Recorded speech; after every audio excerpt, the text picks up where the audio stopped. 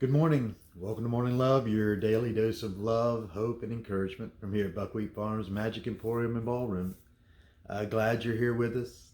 Glad you're here with us every day. If you're here with us every day, to my subscribers, thank you. Like us, subscribe. Make sure you get hit up with all of our information about what's going on here.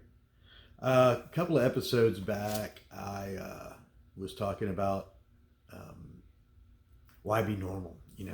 This that some of us just there's that rebel within us. There's that something within us, and it kind of comes early on. There's kind of just a knowing that there's something different. That there's something out there, that there's more than just the physical realm, and a sensing of what people would call the metaphysical. And I started thinking about that. How there are some of us that that's we just sense those things, and it kind of shows up in religion. In fact, I believe that's what religion is. Religion is just a way to explain those phenomena in symbols and words and images that the intellect and mind and the psychology, I guess, of that age can handle. And It's kind of funny because what happens on the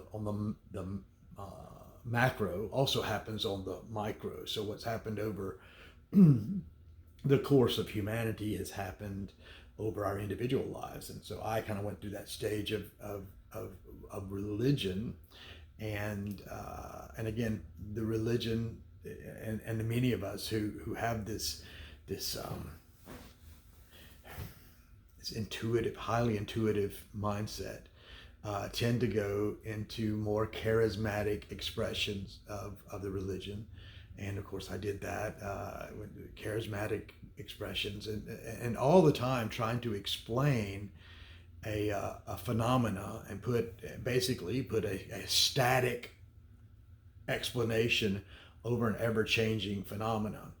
And when those old symbols became kind of they just didn't work for me anymore. I started looking for new symbols, because it wasn't fully expressing what I knew. But at the same time, there's this other religion that had come in, and again, looking back over the macrocosm, the large scale of human history, we entered into the age of science and reason, and that became the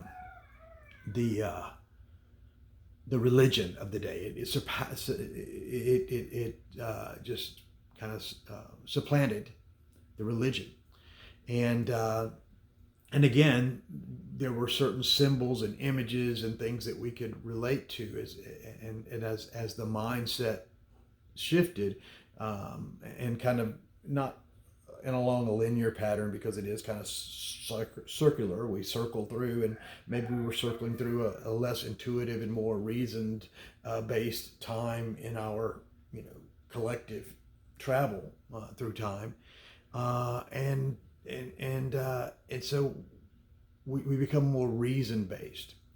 And what happens too often, though, is religion wants to reject all of science, wants to reject, too far. You get too far into mysticism, and you want to reject any reason, and then you can get the pendulum swings, and you're in the other direction, which is where we are now in the age of science, and settled science and things, and words of that nature, um, be, where we just assume that there's no mysticism involved. And then, of course, with the advent of nuclear physics, and especially with the smashing of atoms, and understanding what they're made of, we've come full circle now to understanding that the mysticism is science, and science is mysticism. And again, where we make the mistake is trying to put a static control, a stable control,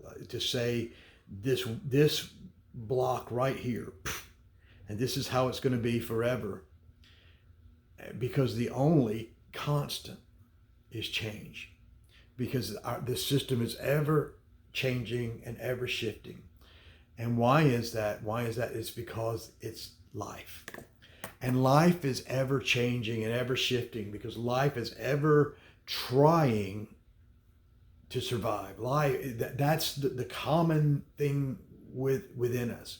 I see it in my animals here. In the last few days, I've had to chase animals quite a bit. I finally come to the realization that I'm going to have to clip my chickens' wings for their safety.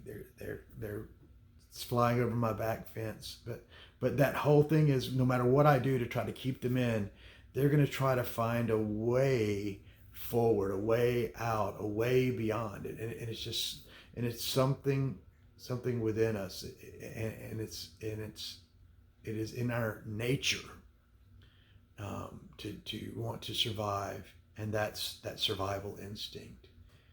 And as my wife and I were talking yesterday, riding around, though, the key is to evolve to the state where our nature doesn't control us. Like my animals will do things that will cause them long-term harm for a short-term gain.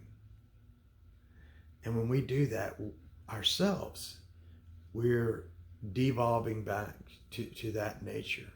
And what we're called to is evolving beyond to the point where we're no longer controlled by that nature, by that desire for life. But we understand that we are that desire for life, and that it's not separate from us, and that rather than trying to do life, we just be life. Namaste.